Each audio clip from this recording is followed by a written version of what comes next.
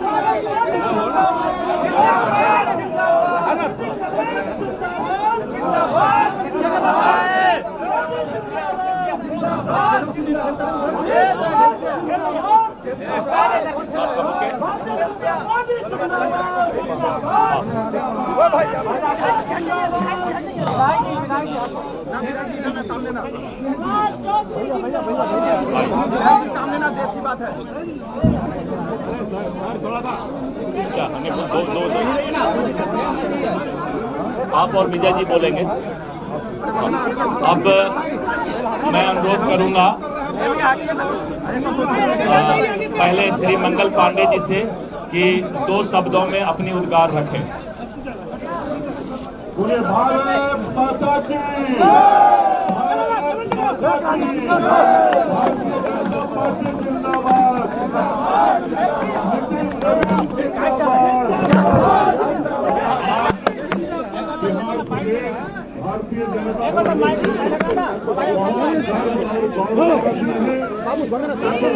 हमारे बीच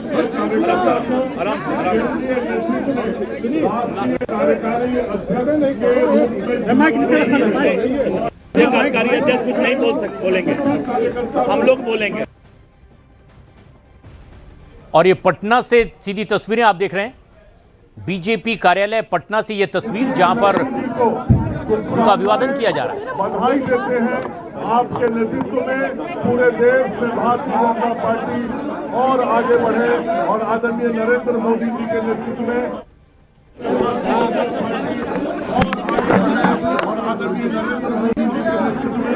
आप भाजपा की ताकत को और आगे बढ़ाएंगे।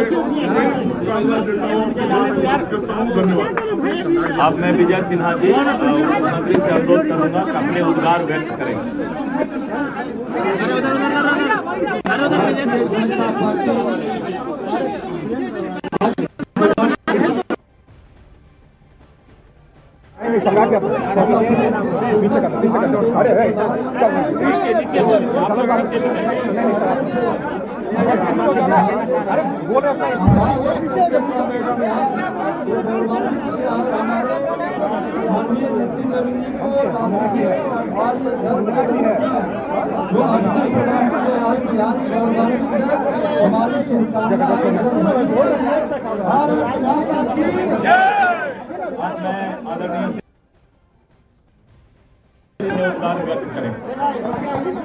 बोलिए भारत माता की जय, जय श्री राम।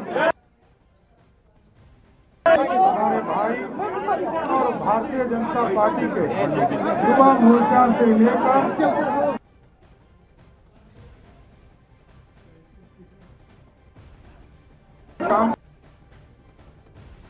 पटना से ये सीधी तस्वीरें उप मुख्यमंत्री सम्राट चौधरी स्वागत में, अभिवादन में अपनी बात रखें। किया है। मैं पूरे बिहार की ओर से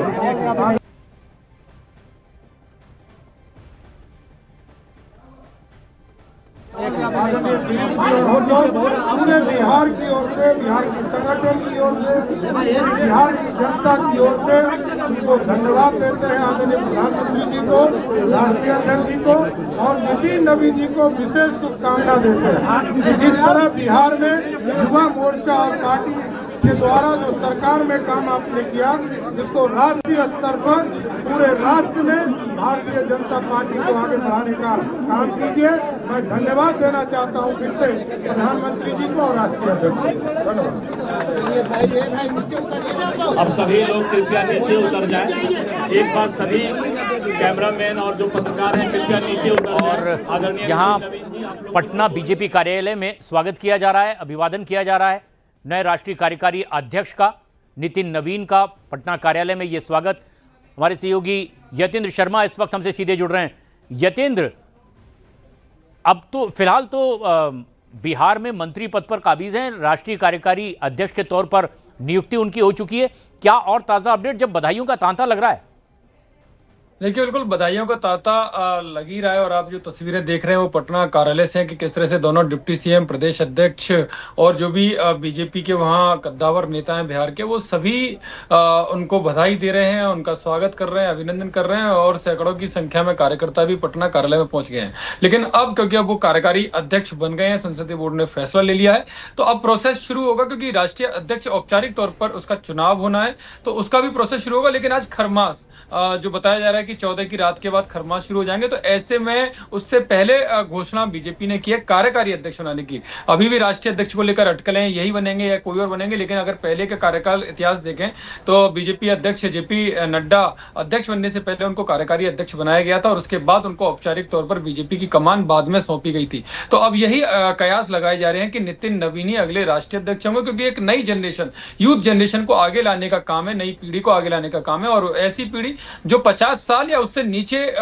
का काम हो, क्योंकि भविष्य के तौर पर इनको तैयार करना है। और ऐसे में एक नेतृत्व युवा चेहरे को दिया जाए, इसको लेकर संघ और बीजेपी के आला नेताओं में सहमति बनी। प्रधानमंत्री नरेंद्र मोदी ने भी इस पर सहमति जताई, गृह मंत्री अमित शाह ने भी जताई। और सूत्रों का दावा यह है कि जब पिछले शनिवार रविवार को 2 दिन का जो प्रवास था गृह मंत्री अमित शाह का, उस प्रवास के दौरान विशेष तौर पर नितिन नवीन, क्योंकि छत्तीसगढ़ के प्रभारी हैं, उनको वहां पर रहने के निर्देश दिए गए थे। और उस दौरान रविवार को नितिन नवीन और गृह मंत्री अमित शाह की अलग से काफी महत्वपूर्ण और बड़ी मीटिंग हुई थी, जिसमें उनको मैसेज दे दिया गया था कि अब वो बड़ी जिम्मेदारी के लिए तैयार हैं, दिल्ली आने के लिए तैयार हैं।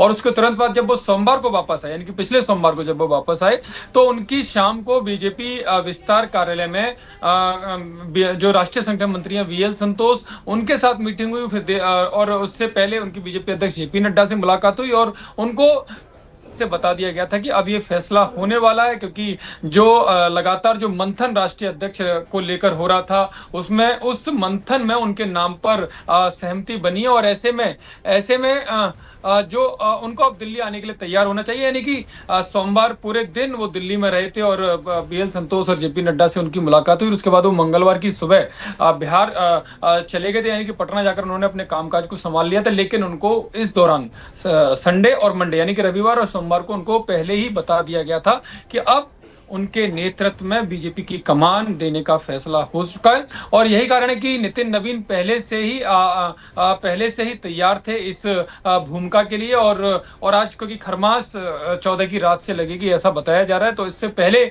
ये फैसला ले लिया गया। और अब जब जनवरी में मकर संक्रांति आएगी, तब उसके बाद चुनाव का प्रोसेस शुरू होगा और बाकायदा उसका जो चुनाव का जो कार्यकारिणी है, जो समय है, वो उसका नोटिफिकेशन जारी किया जाएगा केंद्रीय चुनाव अधिकारी के लक्ष्मण के माध्यम से। और उसके बाद जब जो नॉमिनेशन होगा, तो माना जा रहा है कि नितिन नवीन ही नॉमिनेशन करेंगे और बाकायदा उनको बाद में राष्ट्रीय अध्यक्ष चुन लिया जाएगा। और उसके बाद राष्ट्रीय परिषद की बैठक बुलाई जाएगी। राष्ट्रीय परिषद की बैठक में इस फैसले का अनुमोदन किया जाएगा, जो चुनाव है उस पर मोहर लगाई जाएगी। तो ये प्रोसेस है जो अब जो जनवरी में जो मकर संक्रांति है, उसके बाद पूरा जो उनका पूर्ण कार्यकाल हो, उसको लेकर ये प्रोसेस शुरू किया जाएगा। जी, तो नितिन नवीन मकर संक्रांति के बाद यानी 14 जनवरी के बाद राष्ट्रीय अध्यक्ष के तौर पर आधिकारिक तौर पर जिम्मेदारियां भी संभालते दिखाई देंगे। इस तरह की ये अब प्रक्रिया शुरू हो चुकी है, जैसा कि परंपरा भी रही है। लेकिन पहली प्रतिक्रिया राष्ट्रीय कार्यकारी अध्यक्ष नितिन नवीन की। बीजेपी ने राष्ट्रीय कार्यकारी अध्यक्ष की जिम्मेदारी बिहार के एक मंत्री नितिन नवीन को दी है। और ऐसे में न सिर्फ तमाम राजनीतिक दल बल्कि विपक्षी भी आश्चर्यचकित हैं कि ये नाम जो लगभग चर्चा में उस हद तक शामिल नहीं था, बीजेपी ने राष्ट्रीय स्तर पर पार्टी के मुखिया के तौर पर उन्हें जिम्मेदारी दे दी है। और अब खुद नितिन नवीन ने कहा है कि जब आप एक कार्यकर्ता के तौर पर काम करते हैं तो राष्ट्रीय नेतृत्व की निगाह आपके काम पर होती है। और टेस्टेड युवा नेता जब छत्तीसगढ़ में प्रभारी के तौर पर उन्हें काम मिला तो भूपेश बघेल की मजबूती से सरकार को चुनौती देते हुए सत्ता परिवर्तन करवाने में अहम भूमिका नितिन नवीन की। बीजेपी सरकार में आई छत्तीसगढ़ में, सिक्किम में भी कुछ इसी तरह से गली गली घूमकर पार्टी को मजबूत करने की कोशिश नितिन नवीन ने की।